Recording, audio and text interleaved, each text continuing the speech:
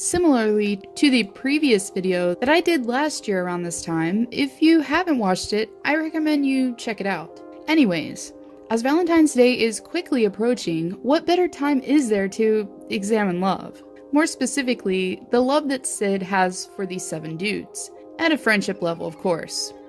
And with that, here are the 7 current players that Crosby loves the most. Number 7, Kris Letang.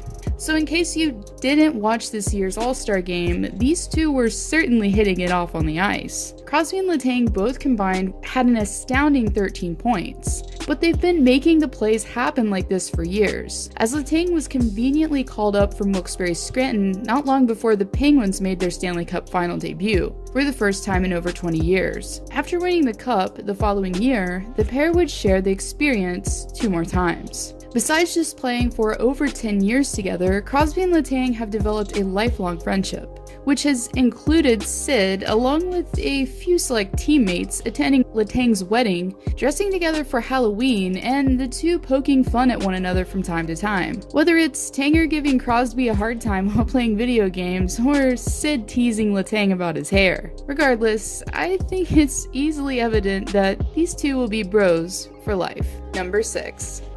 Jonathan Toews. And while these two may not share the commonality of the same team, they do still have a lot in common. Both have each won 3 Stanley Cups and taken the C's before their 21st birthdays. Both won gold for Team Canada twice in the Olympics and once in the World Cup, while on the same team. The pair also attended Shattuck St. Mary's prep school while crafting their game at a young age. And even though both are highly competitive, the two have developed a mutual respect for each other.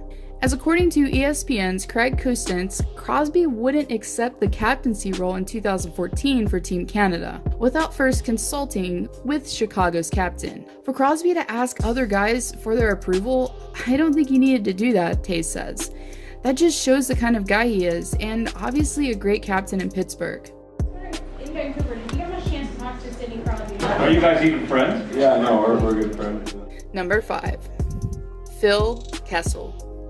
Everyone in Pittsburgh loves Phil the Thrill, and who could really blame them, as he's a nice guy who tries hard and loves the game. And one guy that adores Kessel especially is Sid himself. Besides having the chemistry on ice that has contributed to the Penguins' previous success, he also considers Phil to be of good company off of it. He brings a lot of laughs, Crosby says. And even when the two weren't on the same team, the Cole Harbour native made it a point to stand up for Kessel during his bad bouts with the media while playing in Toronto, while contesting the accusations that the winger had character issues. And like many superstars, there's a definite mutual respect between the two forwards when it comes to on-ice performance. On the ice, he's the guy who can change the game pretty quick, with the way he shoots the puck and his playmaking ability, Crosby says.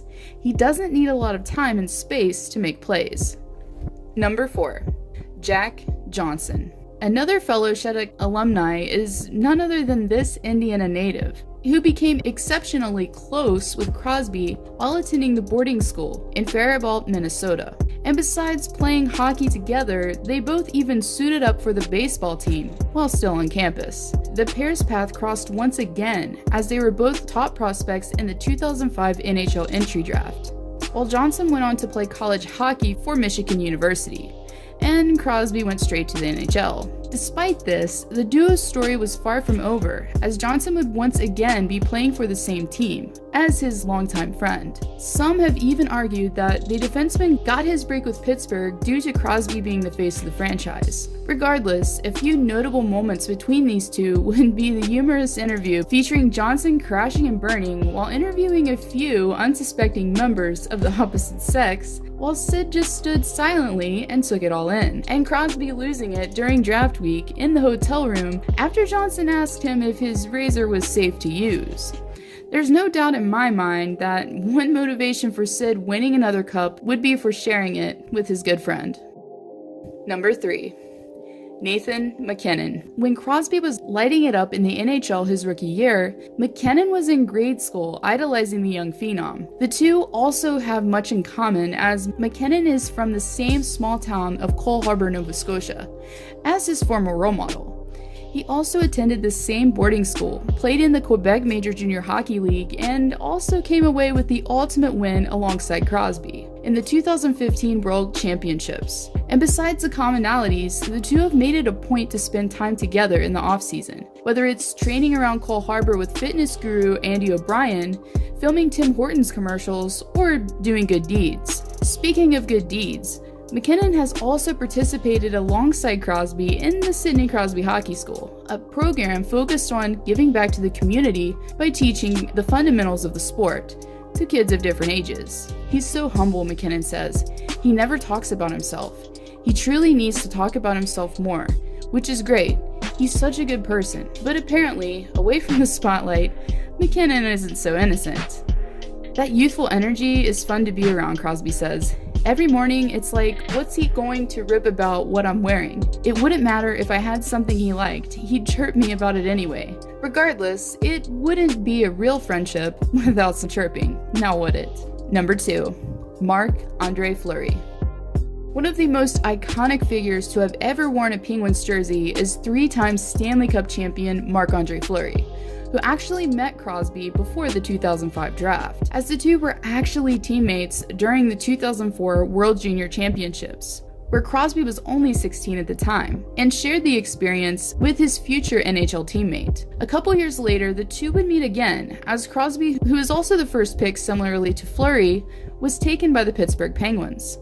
From there, the two endured the struggles and hardships of helping to turn the franchise around before heading to back-to-back series against Detroit. After winning a cup together in 2009, both would bask in the glory a couple more times. During the playoffs in 2017, Fleury displayed his loyalty to his captain as he covered up the name of former teammate MacKinnon that had been seen on the back of his mask, showing that he disapproved of the questionable hit the defenseman laid on his captain. Not long after, as Fleury was drafted by the Vegas Golden Knights, Crosby appeared notably saddened, but stated that Flower would bring immediate success to the team. Even after he left Pittsburgh, the two have been seen together at All-Star games and hanging out prior to their team's matchups. Fleury even took it upon himself to prank both Crosby and Evgeny Malkin during Media Day of last year by sewing the two-headed monster's jerseys up. Even still, in the back of Crosby's mind, Fleury will forever be a Penguin. Number 1, Evgeny Malkin.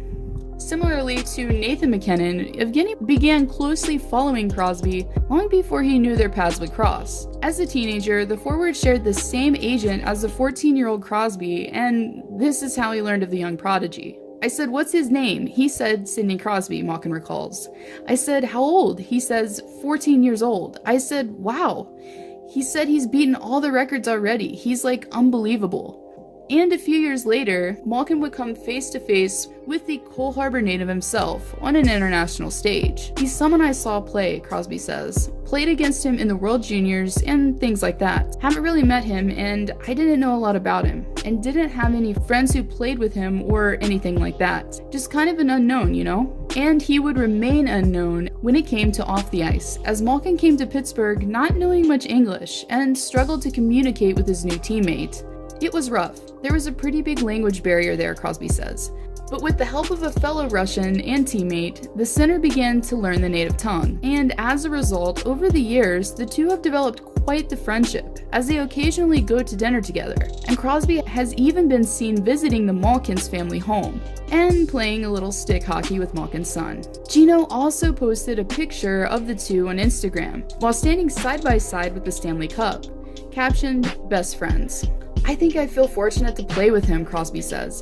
He's a guy who can change the game. He's one of those things where you play against a team, it's a tight game.